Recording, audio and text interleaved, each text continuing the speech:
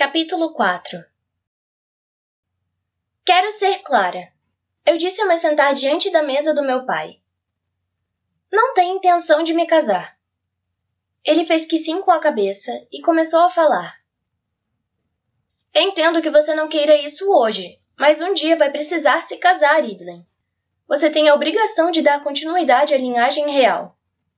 Eu odiava quando ele falava assim do meu futuro, como se sexo, amor e bebês não fossem coisas boas, mas deveres a ser cumpridos para manter o país nos eixos. Isso apagava qualquer traço de alegria das minhas perspectivas. De todas as coisas da vida, essas não deveriam ser as melhores partes, os prazeres mais verdadeiros? Afastei essa preocupação e me concentrei no objetivo que tinha naquele momento. Entendo, concordo que é importante, repliquei diplomaticamente. Mas durante a sua seleção, você nunca se preocupou com a possibilidade de que ninguém do grupo fosse a garota certa?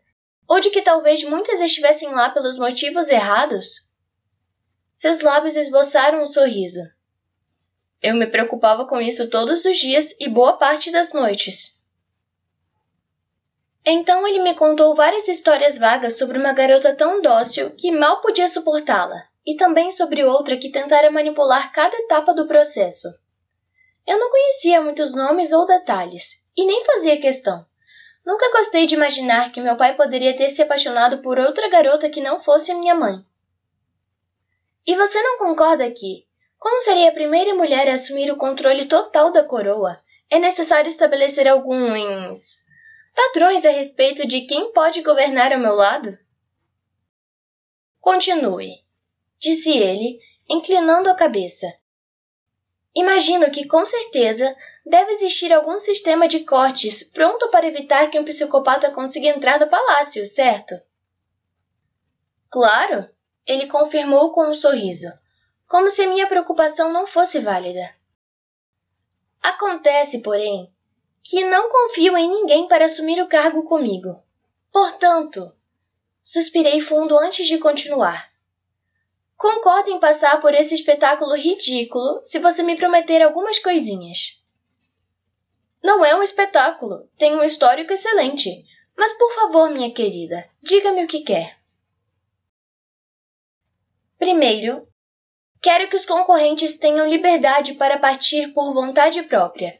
Não quero que ninguém fique aqui obrigado se não gostar de mim ou da vida que levará no palácio. Concordo plenamente com isso, meu pai disse decidido. Aparentemente pus o dedo em alguma ferida. Excelente! E eu sei que talvez você se oponha à ideia. Mas se no fim eu não encontrar ninguém adequado, cancelamos tudo. Nada de príncipe, nada de casamento. Ah! Ele disse, se inclinando para a frente na cadeira e apontando um dedo precavido para mim. Se eu permitir isso, você vai rejeitar todos no primeiro dia. Não vai nem tentar. Fiz uma pausa para pensar. E se eu lhe garantisse um prazo? Eu deixaria a seleção correr por, digamos, 3 meses.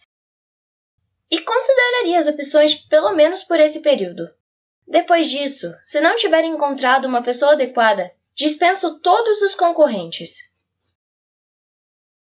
Meu pai passou a mão no rosto e se revirou um pouco na cadeira antes de cravar os olhos nos meus. Idlen, você sabe o quanto isso é importante, não sabe? Claro, respondi no ato, com plena consciência da seriedade do assunto. Tinha a sensação de que um passo errado colocaria minha vida em uma rota que eu jamais poderia corrigir. Você precisa fazer isso, e precisa fazer bem, em nome de todos. Nossas vidas, todas elas, estão a serviço de nosso povo. Desviei o olhar. Para ser sincera, minha sensação era de que minha mãe, meu pai e eu formávamos o trio a ser sacrificado, enquanto os outros faziam o que bem entendiam. Não vou desapontá-lo, prometi. Faça o que precisa fazer. Elabore seus planos, encontre uma maneira de aplacar nosso povo e eu lhe darei tempo suficiente para organizar tudo. Meu pai olhou para o teto, pensativo, antes de responder. 3 meses? E você promete que vai tentar? Levantei o braço em juramento. Dou minha palavra. Até assino um documento se você quiser. Mas não posso prometer que vou me apaixonar. Eu não teria tanta certeza se fosse você. Ele disse como quem sabe das coisas. Só que eu não era meu pai nem minha mãe. Não importava o quanto a situação parecesse romântica para ele. Eu só conseguia pensar nos 35 garotos, barulhentos, intragáveis e fedidos, que estavam prestes a invadir minha casa. Nada disso soava mágico. Temos um acordo, ele disse finalmente. Levantei praticamente pronta para sair dançando. Mesmo? Mesmo. Estendi o braço e selei meu futuro com um único aperto de mão. Obrigada, pai. Deixei a sala antes que ele pudesse ver o tamanho do meu sorriso. Eu já vinha planejando como fazer a maioria dos garotos sair por livre e espontânea vontade. Eu podia intimidá-los quando necessário ou pensar em maneiras de tornar o ambiente do palácio nada acolhedor. Também contava com uma arma secreta. Austin. Dos meus irmãos, ele era o que mais aprontava, então não seria difícil convencê-lo a me ajudar. Me parecia admirável que um garoto comum se sentisse preparado bastante para enfrentar o desafio de se tornar príncipe. Mas ninguém me amarraria antes do tempo, e eu ia garantir que esses pobres coitados soubessem bem onde tinham se metido. A temperatura estava baixa no estúdio, mas assim que as luzes se acenderam, parecíamos estar em um forno, tamanha diferença que a iluminação fazia. Eu já havia aprendido havia alguns anos a escolher roupas frescas para o jornal oficial, de modo que meu vestido para aquela noite deixava meus ombros à mostra. Meu visual era elegante, como sempre, mas nada que me fizesse desmaiar de calor. Esse vestido é perfeito, minha mãe comentou enquanto endireitava os babados das mangas. Você está linda. Obrigada. Você também.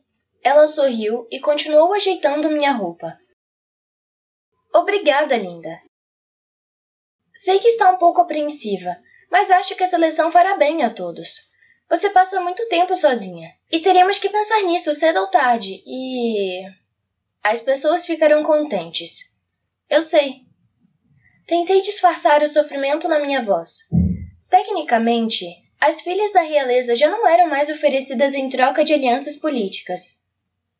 Mas a sensação não era muito diferente. Será que ela não percebia isso? Seus olhos passaram do meu vestido para o meu rosto. Algo naquele olhar me dizia que ela sentia pena. Sei que isso parece um sacrifício. E é verdade que, quando levamos uma vida pública, há muitas coisas que fazemos não porque queremos, mas porque devemos. Ela engoliu em seco antes de continuar. Mas foi assim que encontrei seu pai, fiz minhas amigas mais íntimas e aprendi que era mais forte do que imaginava. Sei do seu acordo com seu pai. Se tudo se acabar sem que você encontre a pessoa certa, que assim que seja, mas por favor, permita-se viver a experiência, melhore e aprenda, e tente não nos odiar por pedirmos isso de você. Eu não odeio vocês. Mas considerou essa possibilidade quando fizemos a proposta. Ela disse com um sorrisinho. Não é mesmo? Tenho 18 anos. Meus genes estão programados para brigar com os meus pais. Não ligo para uma boa briga desde que no final você ainda tenha consciência do quanto eu amo você. Dei um passo adiante para abraçá-la. E eu amo você, juro.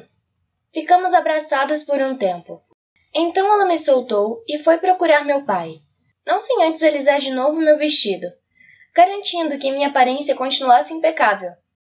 Em seguida, fui tomar meu lugar ao lado de Erin, que acenou com as sobrancelhas para me provocar. Está linda, irmãzinha. Praticamente uma noiva. Segurei a saia e sentei graciosamente. Mais um comentário e raspa sua cabeça enquanto você estiver dormindo. Eu também amo você. Tentei não sorrir, mas fracassei. Ele sempre sabia o que dizer. lugar estava cheio de residentes do palácio.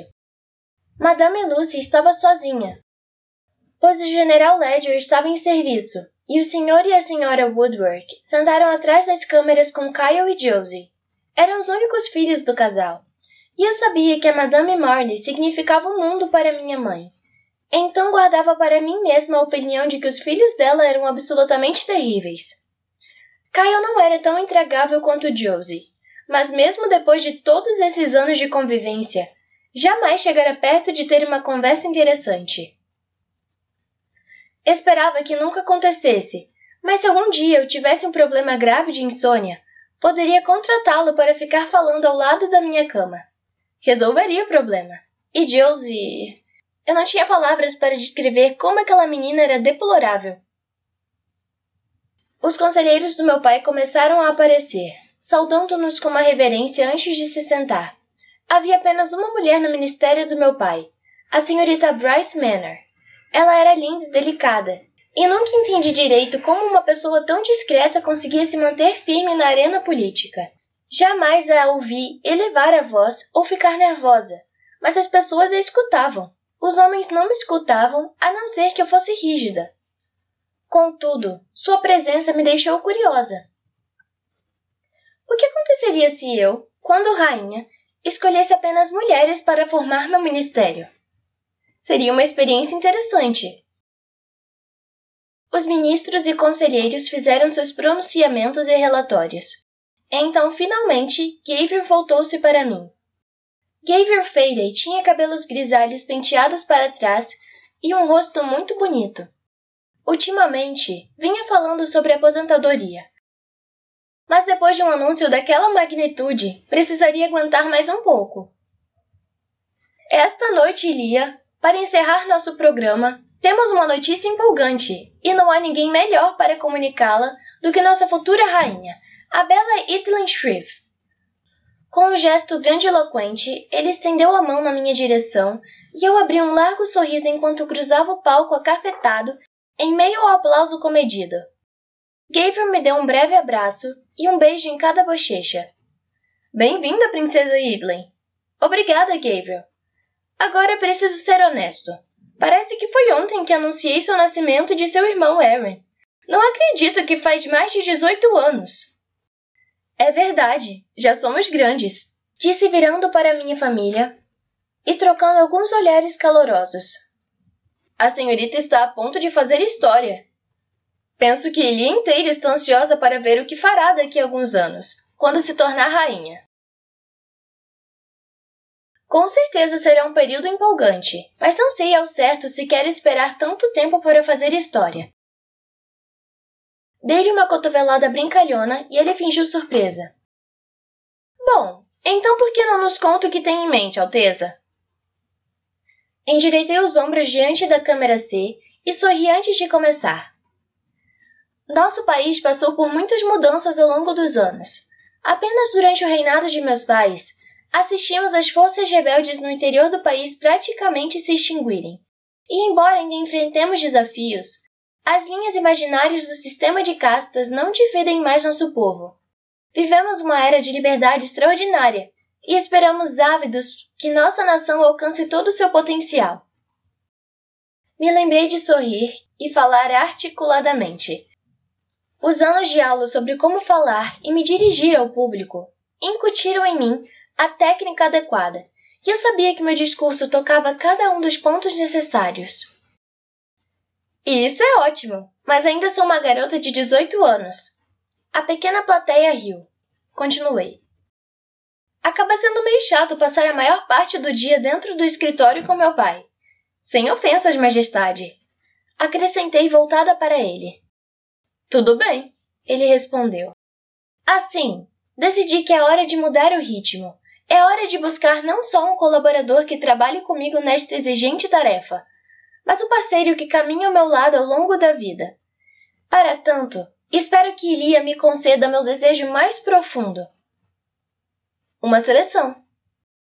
Os conselheiros soltaram exclamações de surpresa e começaram a cochichar. Ficou perceptível o choque na expressão dos funcionários. Ficou evidente que Gabriel era o único que sabia de tudo de antemão, coisa que eu não esperava.